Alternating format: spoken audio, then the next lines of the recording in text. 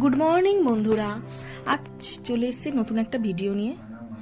আমরা চলে গেছিলাম শান্তিনিকেতনে, সেখানে পলাশ ফুল আর সোনাঝুরি হাট যাব না তাও হয় নাকি।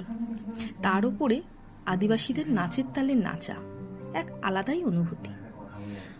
তারপর দেখতেই পাচ্ছ আমিও নাচছিলাম, কিন্তু মাঝে মাঝে আমার সানগ্লাসটা খুলে যাচ্ছিল।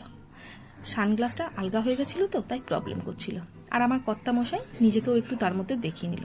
তারপর ওখান থেকে চলে গেলাম ফুল্লরা মন্দির। ফুল্লরা মন্দির হচ্ছে সতীপীঠের এক পীঠ। এখানে মা সতীর ওপরের ঠোঁট পড়েছিল। আমরা খুব ভালোভাবেই ফাঁকায় ফাঁকায় পুজো দিলাম, দেখতেই পাচ্ছ। আজ এইটুকুনি। আমার ভিডিও যদি ভালো লাগে তাহলে অবশ্যই লাইক, কমেন্ট এবং শেয়ার করে দিও। টাটা।